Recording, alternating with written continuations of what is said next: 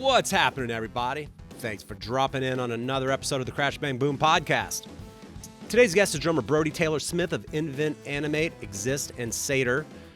Brody talks about Invent Animate's most recent run with Northlane, Thornhill, and Windwaker, as well as their 2-month tours with Beartooth, pre-show warm-ups, learning double bass early, using Guitar Pro for music notation, and a whole lot more, as well as a busy-ass year ahead. Today's episode is sponsored by warmup.com. Drummer Carson Gann and his team spend an incredible amount of time recording over 450,000 shaker, tambourine, and hi-hat loops at every possible tempo in multiple fields with incredible mics and outboard gear for you to pick and choose. It's organized for you to find exactly what you need with just a few clicks and everything feels and sounds incredible. You can sign up for free to check it out and gain full access to all 450,000 loops starting at just $6 a month. No download limits, whatever you want, whenever you want. New loops, one-shots, and drum breaks are being added weekly. Definitely a great addition to the arsenal of any drummer and or producer, and I can vouch for that, having used it myself. So check it out at oneuploops.com. Crash Bang Boom podcast can be found where all podcasts are found. If you like what you hear, please check out any of the previous 295 episodes of Double High Fives. If you can give me a like, a subscription, and or a positive review, as it would be appreciated. All right, let's do this. Brody Taylor Smith of Invent Animate and more. Crash Bang Boom. Go mad with joy.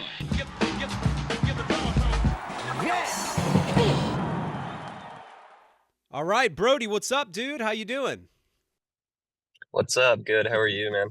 Live from the bunk on your tour bus? This is a first, I think, at least from the actual bunk. Sometimes it's in the back, but this is a good one. The bunk, that's a first. Yeah, that's right. I just got up maybe 30 minutes ago. It's raining outside, and I think everybody else just got up too. So I didn't want to be like, all right, everybody get up, but nobody talk in Right. the front lounge while I'm doing this interview. So I'm hiding out in here for now. Gotcha. Where are you right now? We are in Baton Rouge, actually. Okay. We're not playing here. We played Atlanta last night, which is my hometown, Yep. which was great. And then we play in San Antonio tomorrow. So this is just kind of our off day, chill day. But it's storming out, so I don't know what exactly we're going to get into, but that's that. You're out on a run with Invent Animate now. Who else is on this bill? Right, so it's Northlane headlining, we're direct support, and then before us is Thornhill, and then another band called Windwaker. Gotcha. Yeah, I'm familiar with Invent Animate. I've heard a little bit of the headliner, and then for Thornhill in particular, I really dig. I've got some of their songs on a playlist that I've been digging as of late. How's it been? Oh, yeah. How's it been playing with all those guys and seeing all these bands every night and the towns and everything thus far? You said you're about 3/4 of the way through it. Yeah, it's been great. I've listened to Northlane since I was pretty young. I feel like out of all the bands that I've gotten to tour with, when it comes to bands that I already liked before I toured with them, Mm-hmm. and then I did end up touring with them, I would say Northlane's probably at the top of that list. I've always loved that band, That's cool. so it's great watching them. And then Thornhill, we got to tour with a couple years ago, so it's great being out with them again. Yeah, they all kill it. All the shows have been great. It's been nice, kind of like the past maybe 6 months or so with Invent. A lot of the tours we've done were like bigger support tours. Like we were out with Beartooth Mm-hmm. at the start of this year, which was a great tour. But, most people at those shows just did not know who we were, Mm-hmm. We were definitely playing to like mostly new people. Mm-hmm. Also, like Beartooth is a different type of band. Like it's not progressive metal or anything like that. Mm-hmm. And not that we totally didn't fit in, but, it definitely wasn't our crowd exactly. Not Sure. that it didn't go well, but like you get a couple stone faces in the audience. Whereas this tour, it's the first tour and since our like headliner late last year, just because we've done a few of those Beartooth type tours, which are great again, but this tour feels like the first time since our headliner that we're like really playing to people that came to see us and are screaming the words every night. And it's nice to kind of have that again for a tour. Yeah. After doing a good few bigger support tours. So, yeah, It's Right. been really great. Nice. How long was Invent Animate out with Beartooth on that tour? That was a super long tour. That was like a 2-month tour. It was like mid-January to mid-March. That was the first tour of the year. That was like a full North America. I mean, mostly US. There was like maybe 2 Canada shows on that, but I think that was the longest like single tour I've ever done, because I've done, some trips that took up 2 months. You do US, then you go to Europe or something. But that tour was just one tour that was 2 months long. It was crazy, but it was awesome. Were you able to keep yourself semi-healthy and not sick over the course of 2 months? That seems almost impossible. Yeah, I don't remember getting sick on that one. I feel like I'm pretty good about staying healthy. I mean, it's funny though because I got a little sick on this tour, but nothing crazy, like just kind of a little cough and a runny nose. But that tour was good. I don't know. I've lately been pretty disciplined about eating well on tour, stuff like that, just because I feel like it impacts my playing quite a bit, at least when it comes to like before the show. I'm Totally. pretty OCD about, making sure I don't eat super heavy. After the show, I'll kind of do whatever, but yeah, I feel like I'm decently conscious about that kind of thing, I guess. So I've done all right, I think. Yeah. Do you have a specific warm up that you do before these shows and involving both feet and hands? Because you got a good bit of double bass and all kinds of stuff interchanged within that set. Yeah, I definitely do. It's all on practice pads. It's really similar to like if you know Alex Rudinger Yep. or Travis Orban, the Mm-hmm. kind of pad warm-ups that they do. It's heavily influenced by them for sure. I'm good friends with Alex Rudinger and learned a lot from that guy. But yeah, it's just like all to a click and it's kind of timed out. So I'll just like hold singles, or I'll do like these heavily accented paradiddles on like a reflex pad, so there's less rebound, and Mm-hmm. it's all really just about physically like being ready to sit down at the kit and be ready to hit hard right away. Yeah, yeah, yeah. Um, but yeah, that's about it really. Gotcha. You seem to be pretty good at switching up rates on the double bass sections, whether it's 16th notes to triplets and more broken up phrases, etc. When you first started playing, well, first of all, how old were you when you first started playing drums at least? I was about 10 years old. Okay. Did you start out on double bass almost immediately? Pretty much, honestly. Yeah, it's funny. I figured you did because you're a young guy and you're so good at it. And I've been playing for over 30 years and I started later and I've got all these stubborn issues of like kind of reacclimating my body to it. So if you can start just like learning a language early on, I feel like if you think you're going to play double bass, I would say to young players, start playing it when you start playing. Yeah. Yeah, I hear different opinions on that just because some people are like, "Oh, you need to start drumming and not worry about that yet, because you need to work on fundamentals and whatever." And I don't think that's incorrect or anything, but yeah, I don't know. I was already listening to metal when I started, so of course I was like, I have to get a double bass pedal. I mean, like maybe the first couple months of playing, I didn't have a double bass pedal, and then Christmas rolled around, and that was like the thing I needed, the thing I wanted, and was begging my parents for. So it was very little time that I was playing without double bass. Who were some of the double bass players you were digging when you first started out?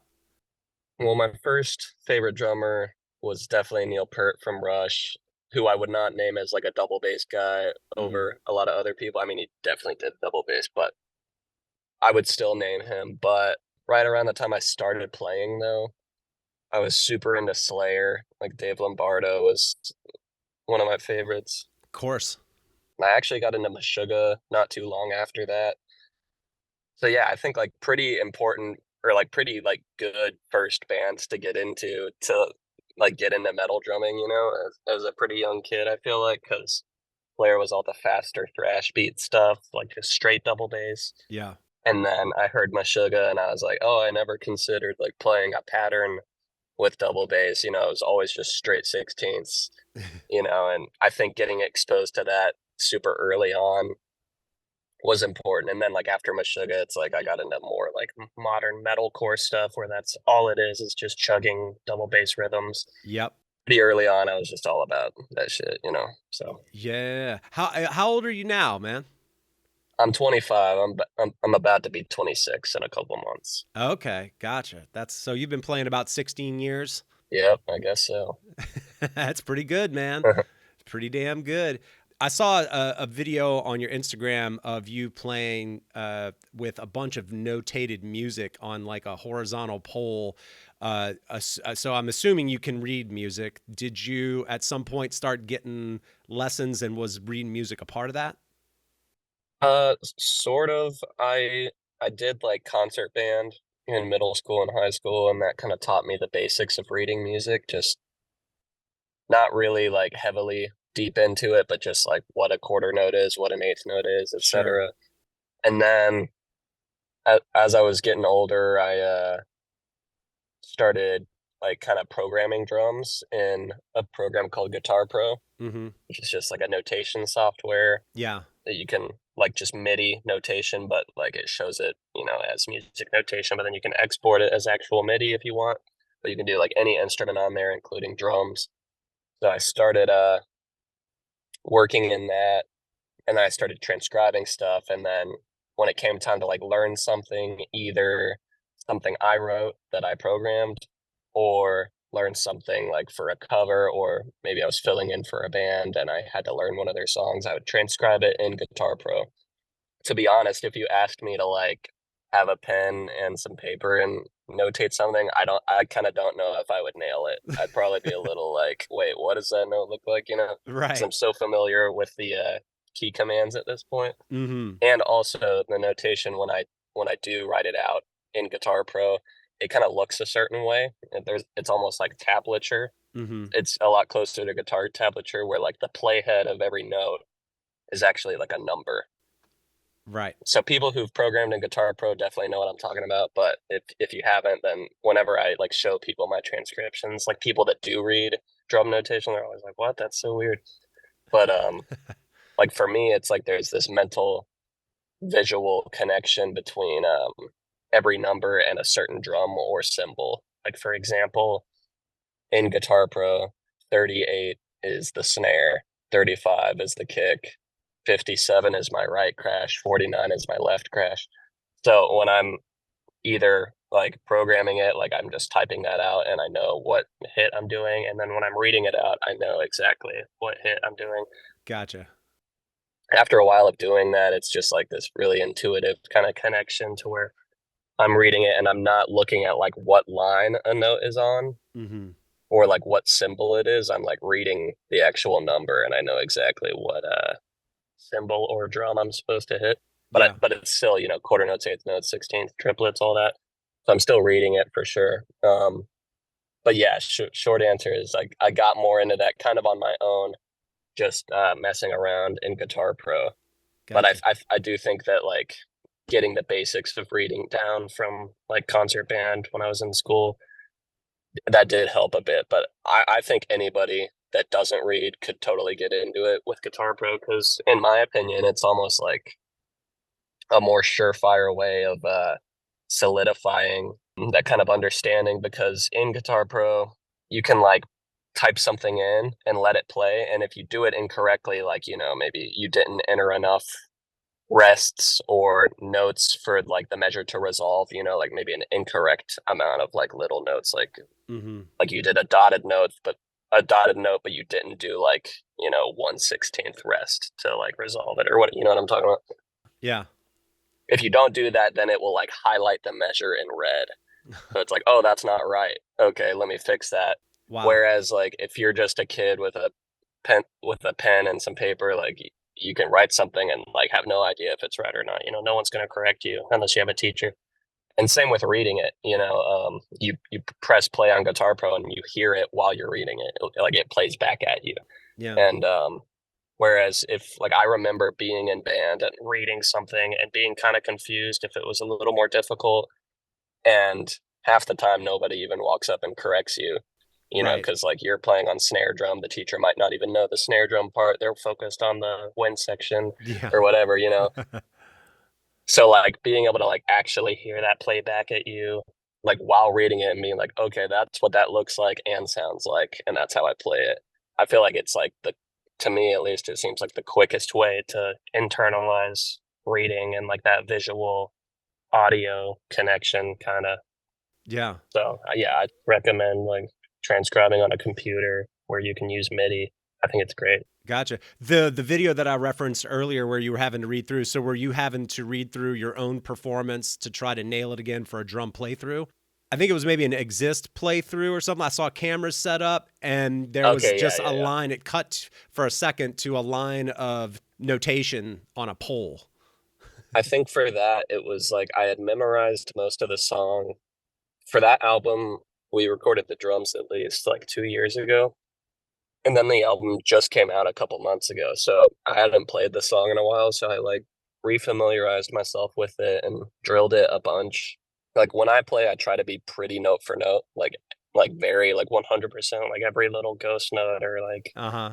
if I hit this crash on the recording, I'm gonna hit that crash every time, I guess. Yeah. Which is probably like a little bit too 100% about it. Like I could easily just kind of like feel it and, You could. improvise it a little bit. Yep. But for whatever reason, at least for a playthrough, I'm like, oh, I want to play it like the album because this is, the playthrough for the release of the music, I guess.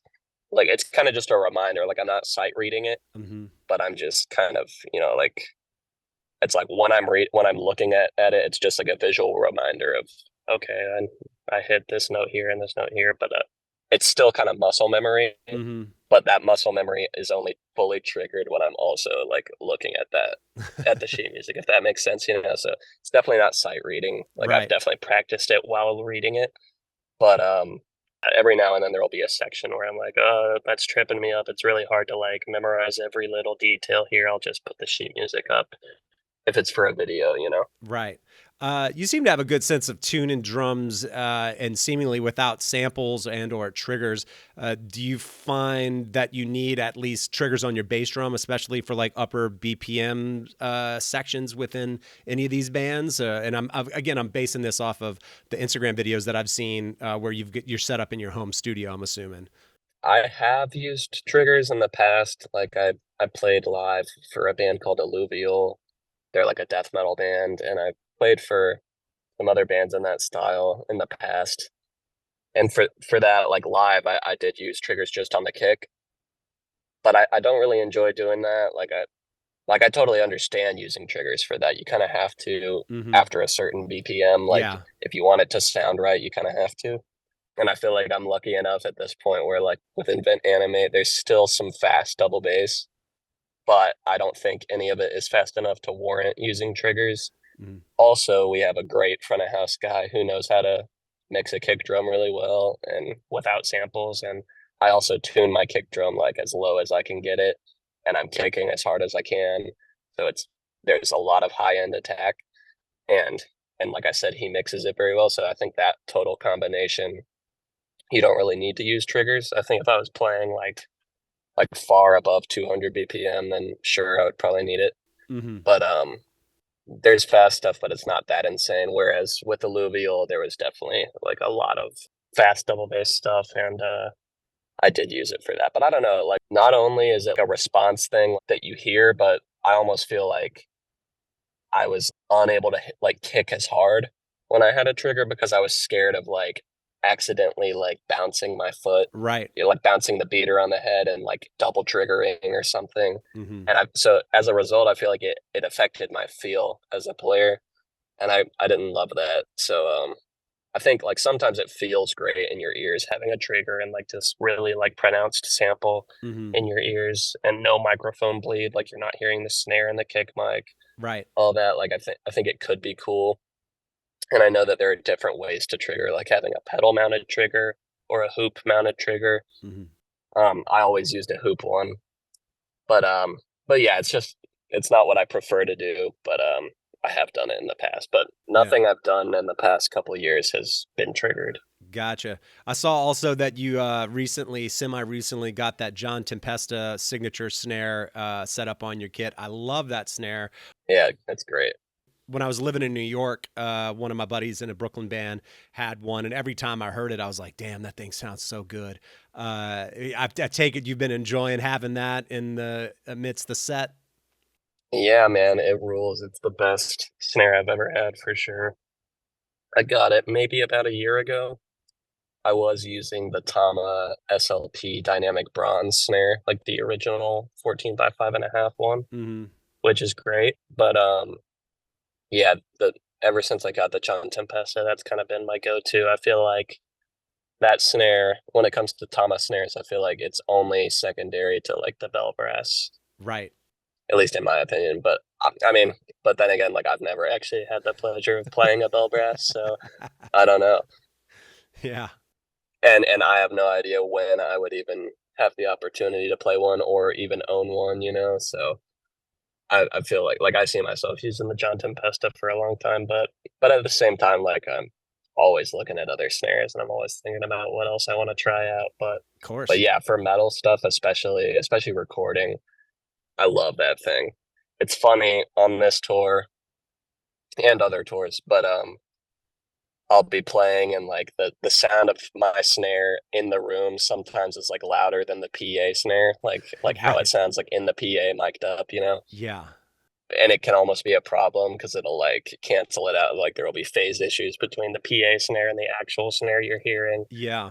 And it almost has gotten us talking like, oh, do we need to get like a quieter like wood snare for like smaller venues like clubs and stuff? Just so that, because like, of course, I want the snare that's being heard to be in the PA. Like, it's sick that it's that loud, you know. But maybe we'll use this at like really big theater shows, and then club shows we'll have this other snare. Yeah, I mean, you could try putting triple flange hoops and taking the die cast off. I think the True. brass is already going to be loud, in my experience, one of the louder snares out there. I've got a bunch of brass snares, none of which have die cast hoops on them. So that, I mean, that might tame it down a little bit, specifically with rim shots, what you're doing. So that may Yeah. be one way around. And then you still get the resonance of the shell without maybe some of that just blistering crack that comes from die cast hoops. So that may be one workaround. True. Anytime I see triple flange hoops, I'm just like, but I should probably just, embrace it and try it out. But yeah, I'm sure there are so many variables to all that Absolutely. probably worth messing around with. Yeah, man. Amongst younger drummers that I speak to, one of the drummers that a lot of them tend to point to as a source of inspiration seems to be Matt Garska. Is that, would you say that is a case with yourself as well? Yeah, absolutely. I think he's one of the best in the world. I haven't gotten to meet him actually, but yeah, every chance I get to see Animals as Leaders live, I always go in Atlanta. I haven't seen them play since before COVID though. So I'd love to see him play again. But yeah, I love watching his videos and yeah, I think he's just like pushing it forward more than any other drummer, Yeah, man. honestly. Yeah. With your band Exist, what does that band kind of offer you that maybe differs from Satyr or Invent Animate? Yeah, Exist is almost more of like a weird, like old school death metal, but like proggy fusion kind of thing. Like there's definitely influences from Meshuggah, but also like Cynic or Death. Right. Max, the main songwriter, Max Phelps, he plays live with Death to All, which is kind of a death tribute Totally, with thing. Gene Hoglan. Yeah. Yeah, yeah. He fronts that kind of in Doug Schuldner's place. Crazy. And then he also played live with Cynic, so Wow. of course those influences are kind of inevitable, but I think even if he hadn't played with those, he was still a fan of both of those bands, and he's the main songwriter. Yeah. And same with Meshuggah, like everybody in the band loves Meshuggah. So yeah, I don't know. That actually, I started playing with Exist back in 2018, and I was a fan of that band before I played with them. And at this point, at least for me, it's mainly a studio thing. Like they've played a few shows this year, but I was on tour with Invent at the time, but we're writing some more stuff that we're gonna record, and so that's been cool. Yeah, I love that stuff. It's just like a much darker, weirder kind of vibe than anything else that I get to do. There's like some weird jazz fusiony kind of stuff, or I should just say like jazz type stuff. Like there's just a like Max and Alex, the bassist, are both just great like soloists. Like they improvise a lot and they really know their shit when it comes to theory and so yeah, it's just really fun getting to work on stuff like that and hear what they do and try and do what I can in relation to it. Yeah. And there are parts here and there where like it's really collaborative and I'll actually like there was one riff on the latest album that I wrote which was really cool. And I love when I get to do stuff kind of outside of just the drums, you know? Right. So yeah, I love playing on that stuff. Conversely, I guess with your other band, Satyr, what is it that kind of band offers, I guess, with in regards to your playing? Satyr's an interesting one just because we kind of don't play anymore. It's sort of at a point of where it's in an indefinite hiatus, I guess. It's funny, I was actually hanging out with the main songwriter, Soup, last night because I played my hometown last night, Yeah. which was great. So him and I still talk all the time. But for a long time, at least, Satyr was like my band where it was like me and him, you know, writing everything. And that was like my biggest creative outlet for a while. And it was just like proggy to the max, I guess, you know, just like the most complex stuff, just like very technical stuff, like crazy time signatures everywhere. And it's also this thing where it's like he was part of that kind of post-hardcore genre, like bands like Hail the Sun or Dance Gavin Dance and stuff, but Mm-hmm. a lot more technical and a lot heavier as well. So it was like Soup was really into that kind of stuff, and I was really into Meshuggah and stuff like that. And it was kind of combining the two, like taking like Meshuggah rhythms but playing them at like a higher tuning, and kind of combining all of that together, and then also just doing stuff in insane time signatures that no one should play in. And it's funny, I'd spent so much time playing in that band and like mapping out our songs and making click tracks and programming stuff. With Invent Animate, it's almost all 4/4, and there's rarely tempo changes, and I think that's all cool. But I remember like the first time I started kind of going into that, like transcribing some of the Invent Animate songs, I was just like, wow, it's so weird that like like I can totally tempo map a song in like less than a minute. And whereas with Satyr, it would take me like at least 30 minutes to go through and like figure out what this time signature was and this one and this one. Or like making an edit on a tempo map was like a nightmare because you'd have to like change one time signature and it changes the rest of the song. And Right. whereas if you're dealing with a song that's all in 4/4, it's like the easiest thing in the world to like go in and take away a measure or whatever you're doing. Yeah. And for the longest time, I was just so used to dealing with these insane structures with all these tempo changes and time signatures, which I still think is really sick. But it's kind of nice not worrying about that all the time. But Yeah. I do think writing some stuff like that again at some point would be sick. But With Invent Animate, how did you get the call to join the band? Was that in 2023 ish?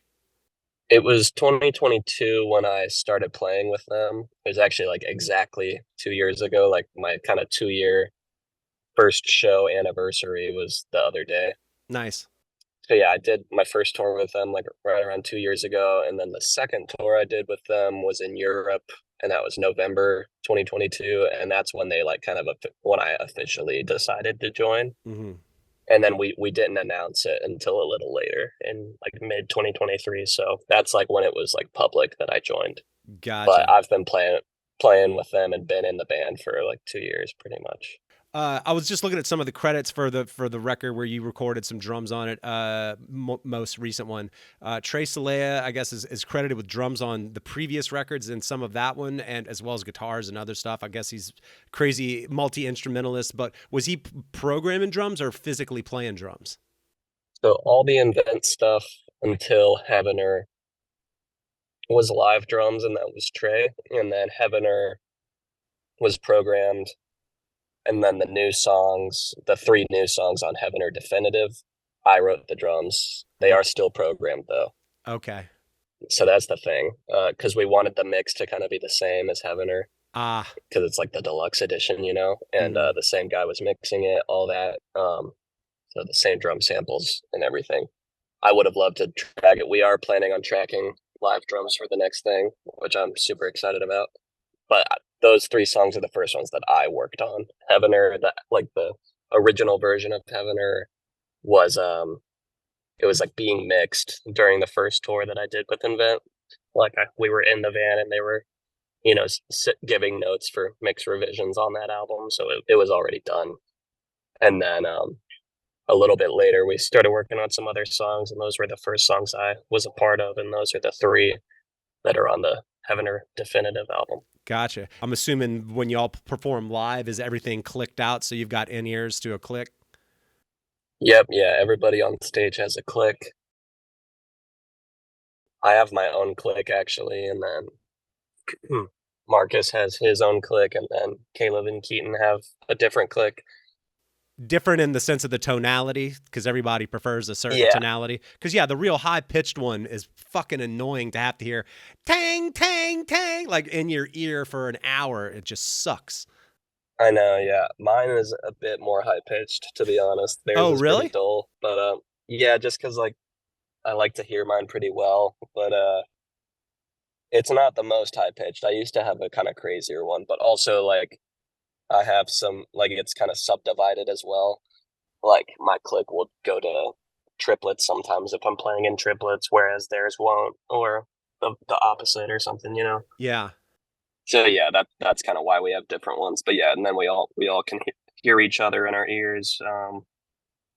So, yeah, it's a pretty expansive setup, I guess. We also all just got molded in-ears for the first time for this tour. Okay. So I have like the 64 ear, like molded ears, which are super nice. They're by 64 ear. That's the name of the company. Yeah. Did you have the molds made in Atlanta and then you sent out the molds and they made them and sent them back?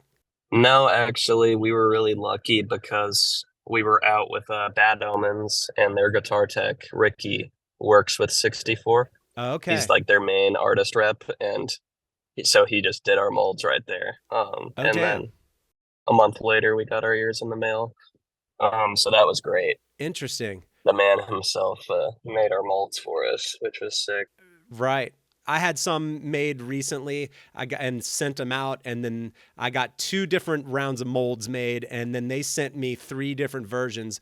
But I became so accustomed to wearing like the Vic Firth headphones, and that reduces the external decibels so extensively. I don't know if it's like 20 dB or so, but I haven't found, not at least with what was sent, and I won't mention the company, but it was not even close to that, to the extent to where I would have to crank up the source volume so much that I would be totally fucking my ears up, because ideally when they do those molds, they do it past even the second bend. So it's that much closer to your eardrum. So I was just like, I'm not going to go deaf so I can wear these fucking things. So I got to look into your people and see if it's something that'll work for me. That's good to know, though. I haven't tried other companies really, but my seal is perfect. Like when I put them in, I can barely hear, you know? Okay, that's good to know. I can still hear, but it's just like very quiet. And then, you know, I have my drums in my ears, like all the mics from the kit are in my ears. So that's mostly what I'm hearing. Damn, dude. But yeah, like they go deep. Like when you're looking at them, like, oh yeah, it goes pretty deep into my ear. But it's like fully sealed. So he did a great job. Where are y'all going after y'all get off this tour? So as soon as this tour ends, we're going to Australia, and then right after that, we actually do New Zealand for the first time. We're doing 3 New Zealand shows, and then after that, we'll go home for like a week and a half, and then we do a short Europe tour with the Plot and You, and that's only like 2 weeks long. So then after that, we're done for the year. So this year's been pretty crazy, but we'll finally have like some extensive time off after that, which will be nice. Nice, dude. Yeah, I'm like 40 minutes south of Atlanta, so that's good to know you're in Atlanta. Oh, sick. Yeah, I'll have to come check out your setup sometime, man. That'd be super cool. Yeah, totally. Yeah, we can do it again in person, maybe. Hell yeah, man. Right on. Well, dude, best of luck going forward. Thanks for the hang. I'm glad we got to catch up in your bunk. And yeah, man, good luck on the rest of all these shows, man. You sound like you got a packed ass schedule the next few months. Yeah, absolutely. And hopefully we can get together in Atlanta sometime. Right on.